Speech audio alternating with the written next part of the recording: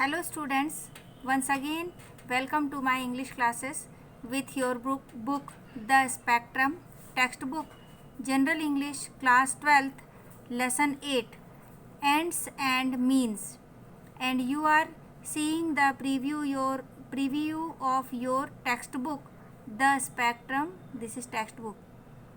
Let's begin the lesson. This is page number 63 of your textbook. The lesson is lesson 8 Ends and Means, and it is written by Ramendra Kumar. Before we start the lesson, there is a question: can a saint change the lifestyle of a thief, or can a thief be nobler than a sage? तो ये जो story है इसका हिंदी में अर्थ यदि अपन देखें तो ends and means यानी साधन और साध्य। यहाँ पे मीन्स यानी साधन और एंड्स यानी साध्य। मीन्स यानी जिस रास्ते से हम चल रहे हैं वो साधन, और एंड्स यानी ध्येय या लक्ष्य जहाँ हम पहुँच रहे हैं, साध्य। तो इस स्टोरी में साधन और साध्य दोनों के बारे में बताया गया है। प्रश्न है स्टोरी पढ़ने के पहले ही, can a saint change the life style of a thief? क्या कोई संत किसी चोर का जीवन जीने का तरीका बदल सकता है? दूसरा प्रश्न है, can a thief be nobler than a sage? क्या एक चोर महात्मा से, संत से ज़्यादा महान हो सकता है? देखें, दोनों ही प्रश्नों के उत्तर हमको इस स्टोरी में मिलेंगे। पहले देखिए, हमारे सामने एक पिक्चर दी हुई है जो आपकी टेक्स्ट बुक में भी है। तो जब मैं आपको स्टोरी पढ़ा रही हूँ, आप अपनी टेक्स्ट बुक खोल के बैठें, तो जो भी डिफ़िकल्ट वर्ड मैं बताते जाऊँगी आप उसको वहीं पर नोट करते जाएं, पेंसिल से या पेन से, जैसे भी आपको उचित लगे। तो ये एक पिक्चर दी हुई है, इसमें एक बरगद का पेड़ है। ये देखिए, इसकी रूट्स यहाँ पे, जड़ें बरगद की जो ऊपर तने से निकल के नीचे ज़मीन की ओर जाती हैं, वो जड़ें दिखाई दे रही हैं। ये एक महात्मा बैठे हुए हैं, इनके पास इनका कमंडल भी है और हाथ रखने वाली वो लकड़ी स्टिक भी है। कुछ ये उनको मानने वाले फॉलोअर्स हैं जो उनकी बातों पर विश्वास रखते हैं। ऐसे लोग बैठे हुए उन्हें सुन रहे हैं, और एक व्यक्ति भी यहाँ पर बैठा हुआ है और हाथ बांधकर। इसका ध्यान स्वामी जी की ओर नहीं है फ़िलहाल, पर बातें कान में उसके जा रही हैं जो स्वामी जी बोल रहे हैं। अब देखते हैं आगे क्या होता है।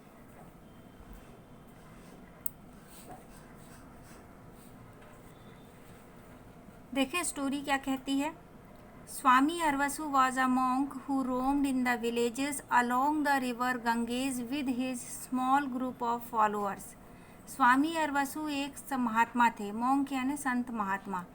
who roamed यानी घूमना, to walk or travel around an area without any definite aim, बिना किसी लक्ष्य के गंगा नदी के किनारे किनारे वाले गांव में। along the river गंगेज यानी गंगा नदी के साथ साथ जो गांव लगे हुए थे वहाँ पर वो घूमते थे। with his small group of followers, साथ में उनके जो उनको मानने वाले लोगों का समूह था वो चलता था, यानी उनके शिष्य वगैरह साथ में चलते थे। they went from village to village collecting alms, वो एक गांव से दूसरे गांव जाते थे और भिक्षा इकट्ठी करते थे। During the day they would collect the offerings, and at night either enjoy the hospitality of a kind and generous host or take shelter under a tree. दिन के समय वो ऑफरिंग्स यानी दान इकट्ठा किया करते थे, एंड एट नाइट और रात को either enjoy the hospitality of a kind and generous host, रात को या तो वो किसी दयालु मेज़बान की मेज़बानी को एंजॉय करते थे, आनंद लेते थे उसका, और take shelter under a tree, या फिर किसी झाड़ के नीचे वो शरण ले लेते थे। One evening Swami Aravasu was sitting under a banyan tree addressing a group of the faithful.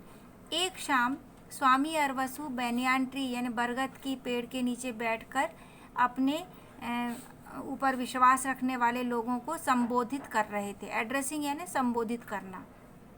He was a good speaker and had the ability to hold his audience spellbound for hours together. वो एक बहुत अच्छे वक्ता थे और उनमें क्षमता थी कि वो अपने श्रोताओं को स्पेल बाउंड यानी मंत्रमुग्ध करके घंटों रख बिठा सकते थे, यानी उनकी बातों में वो सम्मोहन था कि मंत्रमुग्ध होकर लोग बैठे उन्हें सुनते रहते थे। He was giving a discourse on the Gita and its relevance to the common man. वो प्रवचन दे रहे थे भगवत गीता पर और भगवत गीता उसका सामान्य व्यक्ति से संबद्धता उसके बारे में वो प्रवचन दे रहे थे। After the discourse everyone left. जब प्रवचन समाप्त हुए, डिस्कोर्स ख़त्म हुआ के बाद हर कोई चला गया। Discussing among themselves the sages words of wisdom. Among themselves, आपस में ही वो लोग डिस्कस करते हुए काहे के बारे में डिस्कस कर रहे थे? सेजेस वर्ड्स ऑफ विजडम, महात्मा की बुद्धिमत्ता भरी बातों के बारे में वो डिस्कस करते हुए चले गए। Only one man stayed back. सिर्फ एक व्यक्ति पीछे रुका रहा। ही वॉज बिरजू अ पेटी थीफ। जो व्यक्ति रुका था वो था बिरजू, एक साधारण चोर। He had wandered in on seeing the crowd and sat down. वो वहाँ से गुजर रहा था, वांडर्ड इन यानी वहाँ पहुँच गया और देखा कि भीड़ है तो वहीं बैठ गया। He had been hopeful of getting a chance to pick a pocket or two. वो इस उम्मीद में वहाँ पे बैठा था कि उसको कोई चांस यानी अवसर मिल जाएगा कि टू पिक अ पॉकेट यानी जेब काटने का, है ना, जेब कतरा था वो, तो उसको ऐसा लगा कि एक आध चांस मिल जाएगा तो मैं किसी का जेब काट लूँगा, एक या दो। In the beginning, his attention kept wandering as he searched the prosperous looking. शुरुआत में उसका ध्यान जो है, आँखें उसकी ये देर खोज रही थी कि कौन समृद्ध दिखने वाला व्यक्ति है, तो आँखें वांडर कर रही थी, उसका ध्यान जो है घूम रहा था इस बात पर कि कोई समृद्ध धनाढ्य व्यक्ति उसे नज़र आ जाए। Come to the next page. Prosperous looking faces यानी समृद्ध चेहरों को वो देख रहा था। कई बार चेहरे से ही समझ में आ जाता है कि लोग यानी धनाढ्यता रखते हैं कि गरीब हैं, तो वो समृद्ध लोगों को देख रहा था ना। Gradually he was drawn to what the Swami was saying. Gradually यानी धीरे से उसका ध्यान आकर्षित हुआ, ड्रॉन यानी उसकी ओर, स्वामी जी जो कह रहे थे उसकी ओर बिरजू का ध्यान आकर्षित हुआ। The Swami was speaking in a simple language that even an illiterate boor like him could understand. Swami ji इतनी सरल भाषा में बोल रहे थे कि एक इलिटरेट बूर यानी अनपढ़, बूर यानी होता है एक यानी मूढ़मती, जिसको कुछ समझ नहीं है, ऐसा व्यक्ति भी आसानी से उस भाषा को समझ पा रहा था। As he listened carefully, he found himself getting completely absorbed in the Swami's word. जैसे जैसे वो उनको सुनते जा रहा था, वो पूरी तरह से स्वामी जी के शब्दों में खोते जा रहा था, मतलब पूरी तरह से वो ध्यान मग्न हो गया था, स्वामी जी के शब्दों की ओर आकर्षित था वो। After everyone had left, Birju approached the sage with folded hands and a lot of hesitation. जब सभी कोई चले गए, जगह खाली हो गई, Birju approached the sage. Birju संत के पास पहुंचा, अप्रोच्ड यानी पहुंचा, विथ फोल्डेड हैंड्स अपने हाथ जोड़कर, हैंड फोल्डेड यानी हाथ जोड़ के, and a lot of hesitation और बहुत ज़्यादा उसको हेजिटेशन यानी हिचकिचाहट थी स्वामी जी के पास पहुंचने के बाद भी। स्वामी आई एम बिरजू अ पेटी थीफ। यहाँ पे थोड़ा हकलाहट से थोड़ा रुक के स्टैमर होके बोलता है। स्वामी आई एम अ बिरजू अ पेटी थीफ। मैं बिरजू हूँ और एक छोटा मोटा चोर। Birju you have come to the wrong person. Swami जवाब बोलते हैं उससे, बिरजू तुम गलत व्यक्ति के पास आ गए हो। I have nothing to offer you but my wisdom. मेरे पास तुम्हें देने के लिए कुछ नहीं, ऑफर करना यानी देना। बट माई विजडम, अगर कोई चीज़ है तो वो है मेरी बुद्धिमानी। बुद्धिमानी से मतलब यहाँ पर वो ज्ञान जो स्वामी जी अन्य लोगों को दे रहे थे, उस ज्ञान के बारे में वो बोल रहे हैं, विजडम। स्टील दैट, चुरा लो। said the sage, smiling benevolently as his followers laughed. उन्होंने कहा मेरे पास विजडम है, इसे चुरा लो। स्टील यानी चुराना। ये चीज़ जब वो बोल रहे थे तो वो विनम्रता से, बेनिवोलेंटली यानी दयालुता पूर्वक मुस्कुरा रहे थे, और उनके जो साथी थे, फॉलोअर्स, शिष्य लोग थे, वो हंसने लगे स्वामी जी की इस बात पर। Swami, your words have made a great impact on me. Birju बोलता है स्वामी, आपके शब्दों ने मुझ पर बहुत प्रभाव डाला है। Suddenly my entire life flashed before my eyes and I realised I have completely wasted it. अचानक से मेरा पूरा जीवन मेरी आँखों के सामने कौंध गया। फ्लैश हो गया यानी कौंध गया, जैसे बिजली कौंधती है, चमकती है, वैसे ही मेरा पूरा जीवन मेरी आँखों के सामने कौंध गया। और मैंने महसूस किया, रियलाइज़ करना यानी महसूस कर लेना, समझ लेना, कि I have completely wasted it, मैंने ये जीवन पूरी तरह बर्बाद कर दिया है। I have decided to change, मैंने निर्णय लिया है कि मैं परिवर्तन लाऊंगा, मैं परिवर्तित होऊंगा। I want to lead an honest life, I want to repent, मैं अब एक ईमानदार जीवन जीना चाहता हूँ। आई वॉन्ट टू रिपेंट, मैं चाहता हूँ कि मैं पश्चाताप करूँ। रिपेंट यानी पश्चाताप करना। That is very good, it is never too late to realise once mistake, Swami said, looking at his disciple who nodded in agreement. Swami ji अपने डिसाइपल्स यानी शिष्यों की ओर देखते हुए बोले कि ये बहुत अच्छी बात है। It is never too late to realise once mistake, अपनी गलतियों को महसूस करना, उन्हें सुधारने की कोशिश करने में कभी भी कोई देरी नहीं होती है। और उनके इस बात को सुनकर उनके शिष्यों ने सहमति में, एग्रीमेंट में सिर हिलाया। नोडेड यानी सिर हिलाना, हाँ में सहमति में सिर हिलाया।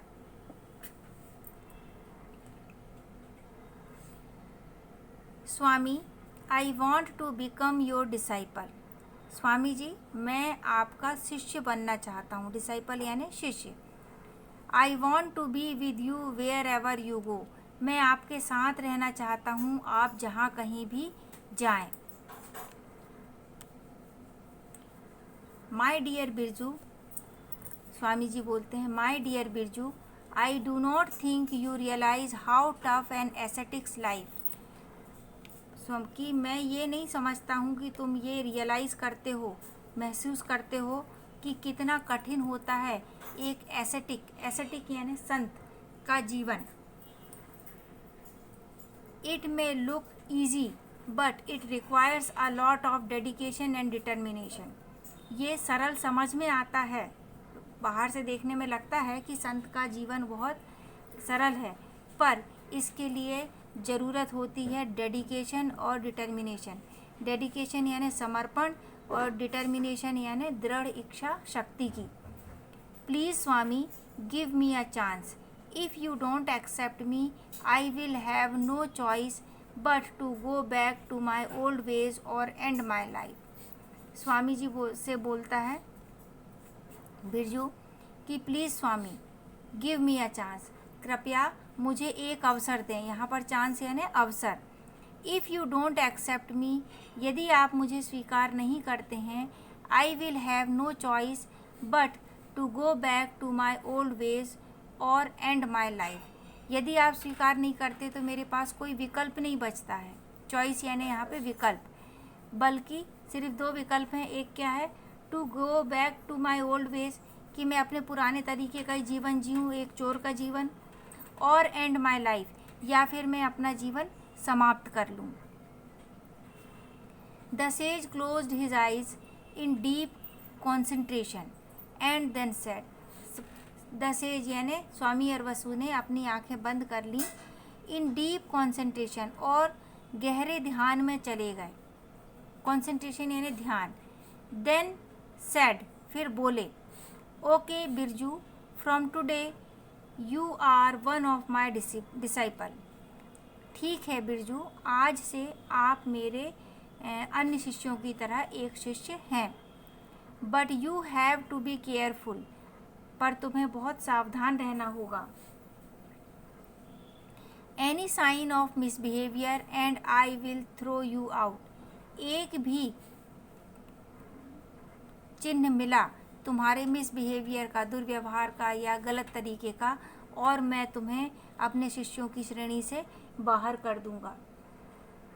बिरजू नोडेड हम्बली, बिरजू हाँ में सिर झुकाता है विनम्रता से।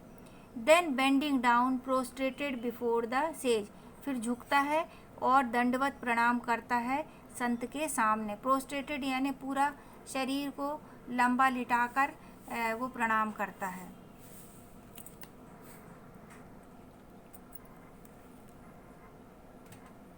The next day onwards, Birju was a member of the band of followers. अगले दिन से बिरजू शिष्यों के समूह का एक सदस्य बन चुका था।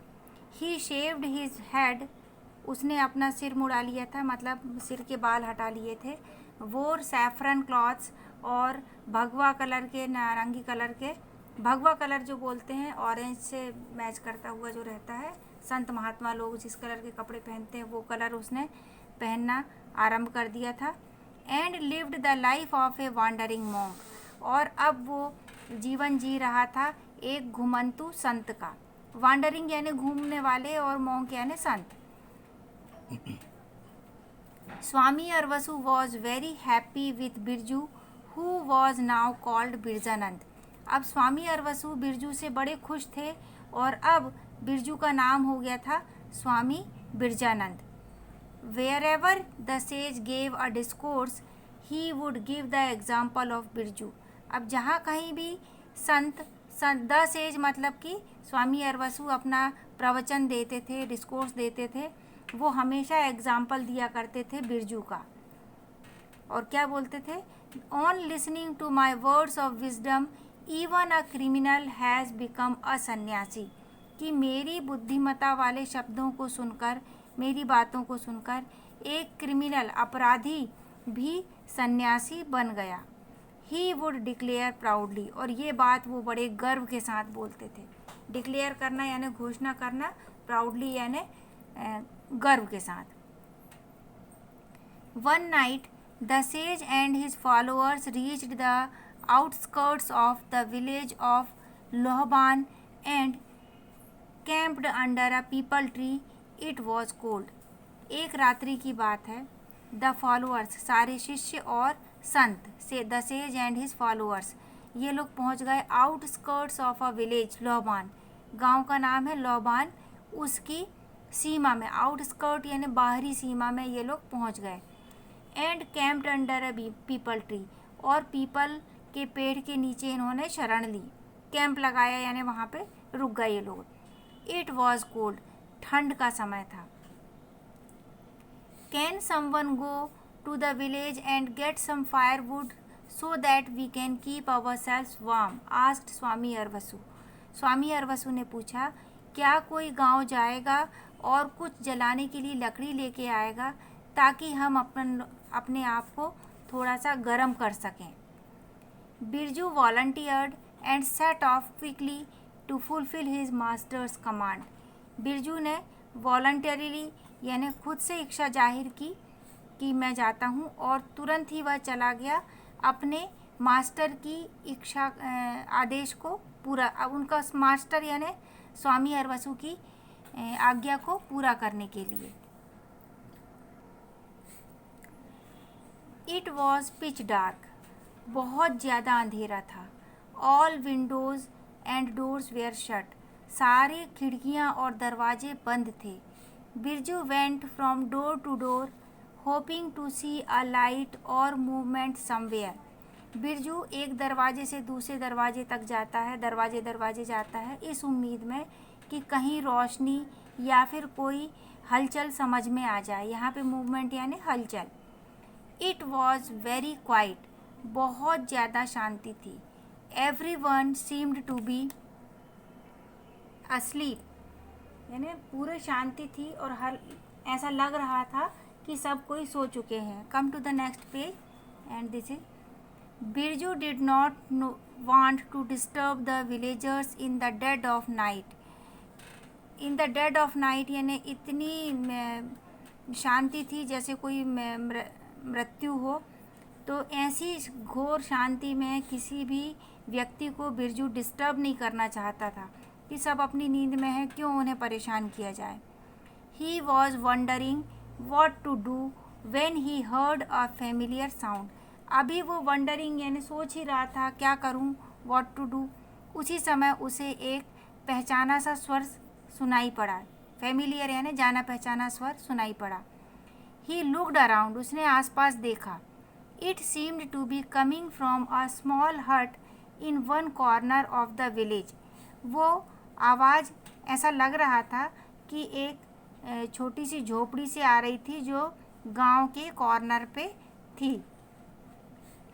It was as if someone was frying something. ऐसा लग रहा था उस आवाज़ से कि शायद कोई कुछ फ्राई कर रहा है, तल रहा है। ही वॉक्ड क्विकली टुवार्ड्स द हट। वह तेज कदमों से झोपड़ी की ओर बढ़ चला। It had a small window. झोपड़ी में एक छोटी सी खिड़की थी। Birju stood on his toes and peeped in. Birju अपने टोज पंजे के बल पे खड़ा हो गया और उसने झोपड़ी के अंदर झांका। ये चित्र आपको दिखाई दे रहा है। ये चित्र से समझ में आ रहा है कि वो ये विंडो है। विंडो के बाहर बिरिजानंद यानी बिरजू खड़ा हुआ है और अंदर झोपड़ी के अंदर उसने झांका तो क्या देखता है, एक महिला है, एक फायर प्लेस है, चूल्हा है, उसके ऊपर एक पैन तवा रखा हुआ है, आग जल रही है और दो छोटे छोटे बच्चे बैठे हुए हैं। यहाँ पर आज का मैं अपना वीडियो समाप्त करती हूँ। इसके आगे का वीडियो हम अगले लेसन हम अगले वीडियो में देखेंगे। तो यदि आपको ये लेसन पसंद आया हो, एक्सप्लेनेशन पसंद आया हो, तो चैनल को लाइक करें, सब्सक्राइब करें ताकि आपको मेरे आने वाले वीडियोस का नोटिफिकेशन, इसका नेक्स्ट पार्ट तुरंत मिल जाए। और शेयर करें ताकि आपके साथियों को भी इसका बेनिफिट मिल सके। Thank you. Have a great day.